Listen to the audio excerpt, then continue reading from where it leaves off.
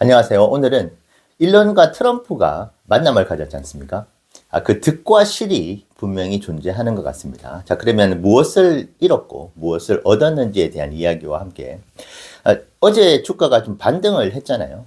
자, 이것을 기술적 반등으로 볼 것인지 저점을 찍고 이제 본격적으로 뭐 중간에 조정은 있겠지만은 상향으로 움직이는 그 흐름으로 볼 것인지에 대한 저의 생각을 좀 전해 드려보겠습니다. 자, 어제 이제 제주도에 있다가 다시 육지로 넘어왔습니다. 그래서 조명해내는 부분들이 좀 여의치 않아서 오늘 화장을 좀 했는데 평소보다 조금 잘생겨진 외모일 수도 있어서 이 부분 좀 양해 부탁드리겠습니다. 자, 트럼프와 일론이 또 만남을 가졌습니다. 보통 뭐 전 세계 최고 권력자잖아요. 그런 이제 트럼프를 만난 그 자체로 봤었을 때는 매우 긍정적이다. 일반적으로 시장에서는 이제 그렇게 바라보는 것 같습니다. 그래서 이제 지배적인 시선인데, 자, 분명히 여기서 좀 희생을 해야 되는 부분, 아니면은 이제 반대로 크게 얻는 부분들이 있을 것 같은데요. 자, 매도 먼저 맞으라고 무엇을 잃을 수 있는지를 말씀을 드리겠습니다. 저는 2026년 전체 이제 테슬라의 전망에 대해서 말씀을 드릴 때 로보택시에 대해서 많은 분들의 의견과는 다르게 좀 비판적으로 이제 봤었잖아요. 저는 뭐 좀 과장되게 말하면은 로보택시 사업이 2026년도 때 시즌 종료가 될지도 모른다. 이번에 만남을 통해 가지고 도대체 무슨 소리를 하는 것이냐. 분명히 로보택시 사업에 관련돼서도 두 사람의 만남을 통해 가지고 긍정적인 시너지 부분이 분명히 있을 겁니다. 하지만 아시는 바와 같이 캘리포니아 주와 뉴욕주 같은 경우에 이제 정치적으로 이제 트럼프가 크게 대립각을 세우고 있는 곳이잖아요. 그래서 트럼프가 아무리 로보택시 사업과 관련돼서 일론에게 큰 선물을 한다고 하더라도 캘리포니아 주 정부와 뉴욕 주 정부가 움직이지 않으면 말짱 도루묵이 됩니다. 그러니까 이것이 저는 너무나 좀 안타까운 것이 캘리포니아 주와 뉴욕 주 같은 경우에는 한국으로 따지면은 어떻게 보면 서울과 수도권이라고 볼 수도 있어요. 아니면 서울과 부산. 그러니까 어떻게 보면 미국의 전체 경제에 있어서 양대 산맥이라고 할 수 있는 곳인데 이쪽이 모두 일론과 트럼프와 이제 척을 지고 있는 그런 관계다 보니까 트럼프가 아무리 힘을 써가지고 야 이제 이렇게 해 이제 로보틱스 사업 다 규제 풀고 절대적으로 이제 앞서고 있는 기술력을 가지고 있는 테슬라를 위해서 조금 지원을 해 그래야지 이게 국가적으로 다 좋은 거 아니냐. 근데 이것이 통하지가 않을 것이다. 특히 이번 만남을 통해서 캘리포니아주와 뉴욕주 같은 경우에는 더 대립각을 세울 수밖에 없는 구조. 자, 그러면은 이 두 주가 메인이 되는 주잖아요. 지금 LA에서도 특별하게 지금 소식이 들리고 있지 않는 부분들이 너무나 아쉽죠. 그러니까 테슬라가 아무리 잘하고 일론이 아무리 잘해봤자 그 위에 존재하는 무언가가 있다. 이것이 바로 이제 규제잖아요. 그리고 법인 것이고 이것을 어떻게든 좀 돌파구를 마련하기 위해서 나름 일론이 움직이고는 있겠지만은 뭐 그렇다고 지금 이제 캘리포니아 주지사를 만나고 뉴욕 주지사를 만날 수는 없는 것이죠. 정치적 성향도 많이 다르기 때문에. 그래서 로보택시 사업이 어떻게 보면 알짜배기 시장 같은 경우에는 더 힘들어질 수 있다.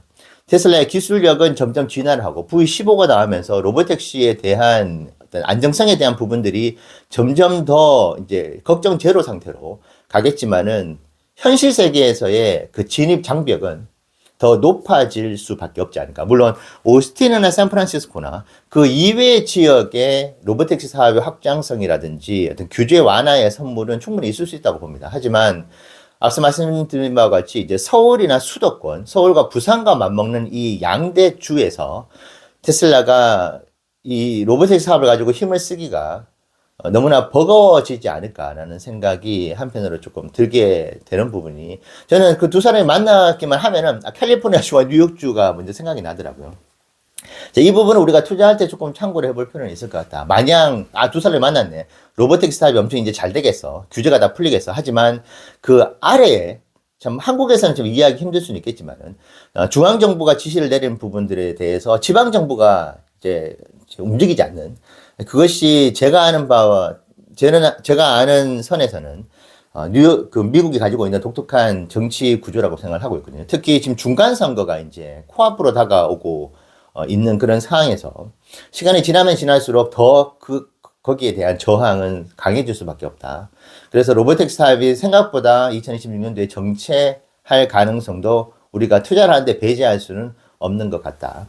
자, 이것이 우리가 이제 두 사람의 만남을 통해서 잃어버리게 되는 그런 상황이 아닐까 생각이 들고요.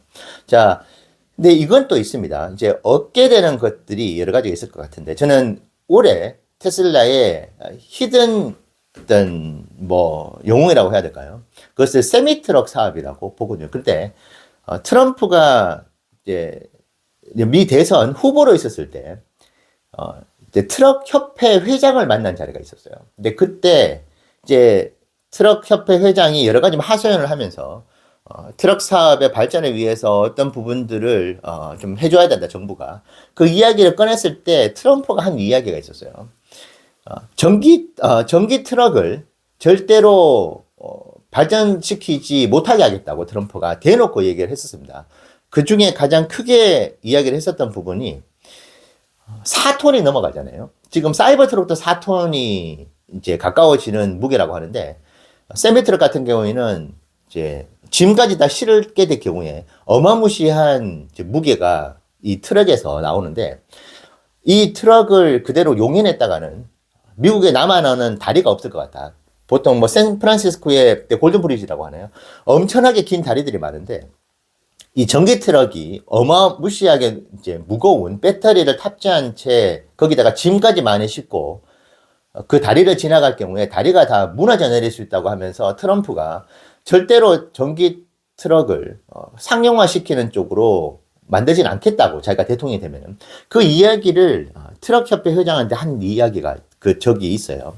그래서 그 당시에 물론 이제 유권자들을, 절대다수 유권자들이 아무래도 이제 생계형의 자영업을 하는 이제 디젤 트럭 운전 기사분들이다 보니까 그쪽에 좀 표심을 얻기 위해서 그렇게 한 발언일 수도 있는데, 제가 그때 실제로 원어로 그 이야기를 들었을 때 트럼프가 꽤 강경한 어조로 그 이야기를 던졌었거든요. 그래서 저는 이런 부분에 있어 가지고, 물론 이제 엄청나게 큰 무게를 감당해야 되는 이제 전기 트럭이죠. 그런데 이것을 기술적으로 전혀 뭐 다리를 걷는다고 해서 문제가 되는 것이 아니다라고 하는 부분들을 아마 좀 입증을 해줘야 되는 부분이 있겠지만, 그래도 트럼프와 일론이 만났을 때 저는 세미 트럭 사업 쪽에서는 조금 그래도 트럼프가 좀 강경하게 나가고 있는 부분들을 좀 누그러뜨릴 수 있는 부분이 있을 수 있다, 그렇게 보고 있고, 두 사람이 만났을 때 최고의 수혜를 낼 수 있는 로봇 쪽이라고 봅니다. 로봇 쪽은 뭐 로봇이 사람을 갑자기 뭐 기술적 오류가 생겨가지고 사람을 패대기 친다거나 사람을 때리거나 그런 일이 아니고서는 이제 법적 규제로부터 조금 이제 자유로운 부분, 특히 정부가 이 부분을 전략적으로 좀 완화를 해줄 수 있는 룸이 되게 많은 것 같아요. 그래서 로봇 같은 경우에 옵티머스 사업에 있어서는 날개를 달아줄 수가 있다. 저는 그렇게 이 두 사람의 만남을 통해서 아주 건설적이었고 어메이징한 만남이었다고 했기 때문에 저는 로봇 사업 쪽에 테슬라가 건져갈 것이 많지 않을까, 그런 생각이 듭니다. 그런데 캘리포니아 쪽과 뉴욕 쪽, 특히 캘리포니아 쪽 같은 경우에는 이제 테슬라 전기차의 전체 미국에서의 판매량이 어마무시하게 높거든요. 그렇기 때문에 정치적 대립이 워낙 이제 지금 그 어느 시절보다도 팽배한 상태에서 일론과 트럼프가 한 배를 타는 모습이 계속 그려지게 된다고 하면, 그 모습이 계속 이제 미디어라든지 여러 곳에서 노출된다고 했었을 때, 캘리포니아 쪽에 많은 유권자들이 이제 민주당 쪽에 지지를 하는 분들인데, 물론 이제 4만 달러, 5만 달러 상당의 비용을 지불해야 되는 자동차를 사는 데 있어 가지고 정치적 색깔이 크게 영향을 안 미칠 수는 있겠지만은, 그럼에도 불구하고 수요 심리에는 이것이 부정적일 수밖에는 없는 것이거든요. 오히려 이제 트럼프와 같은 정치적 성향을 가진 분들이 자동차 구매를 그럼 내가 더 많이 해야 되겠어라고 하는 성향의 어떤 구매 패턴이 늘어나는 것보다는, 이거 나하고 너무 정치색이 다른 부분에 대한 거부감, 이 거부감으로 말미암아서 수요 심리가 좀 위축되는 부분, 그것이 저는 2026년 전체 미국 테슬라의 전기차 판매에 있어서는 좀 부정적으로, 이 두 사람의 만남이 이제 잦아지면 잦아질수록, 더 브로맨스가 높아지면 높아질수록 그 부분에 대해서는 조금 아쉬운 결과가 올해 나올지도 모르겠다, 그런 생각을 하고 있습니다. 자, 그래서 이제 물론 당연히 어제 그 만남을 통해 가지고 주가가 반등을 했었었죠. 456달러까지 이제 간 걸 보고 제가 잠이 들었는데, 저는 438달러, 440달러를 깨고 내려왔기 때문에 거기서 횡보를 하는 어떤 흐름이라든지 아니면 조금 더 빠진다든지 뭐 지수가 올라가고 떨어지고 떠나서 요 최근에는 뭐 테슬라가 지수와 크게 이제 상관관계를 가지면서 움직이는 상황은 지금 아닌 것 같더라고요. 그렇기 때문에 어제 자칫하면 오히려 빠질 수도 있었고 횡보하는 수준으로 갈 수도 있었는데 자그마치 장중에는 4% 가깝게 올라간 부분들 이 부분들이 두 사람의 만남이 물론 영향이 있었지만은 그럼에도 불구하고 그 올라가는 폭이 꽤 컸었고 특히 종가 마감 기준으로 450달러 위로 올라간 부분에 있어 가지고는 이것이 기술적 반등에 지나지 않고 뭐 대드게 바운스라고 하죠. 그래서 오히려 더 큰 하락을 만드는 어떤 상승이라고 할 수도 있겠지만은 그 시나리오가 나오는 한이 있더라도 저는 이제는 조금 배팅을 한번 해봐도 되지 않을까. 그 배팅이라는 것이 무조건 뭐 몰빵을 들어간다. 이것이 아니고 한 주, 두 주 분할로 매수하면서 그리고 빠지더라도 440달러를 지켜줄 가능성도 이제는 있거든요. 438에서 그것을 이제 극복하고 올린 것이기 때문에 그렇다고 한다면은 단기 손실을 감안하고 분할로 매수를 해 나갈 그런 안전마진이 조금 생긴 건 아닌가. 어제 주가 흐름을 놓고 봤을 때. 그래서 떨어질 때마다 비중을 실어서 투자하는 방식 아니면 올라갈 때도 이제는 만약에 460달러를 뚫으면 정말 이제는 도전을 해볼 수도 있는 상황으로 보여지기도 하거든요. 그래서 어제 주가 흐름은 그래도 꽤 양호했다. 그래서 단기 손실을 감안하고도 분할로 들어가기에 그래도 아주 나쁘진 않다.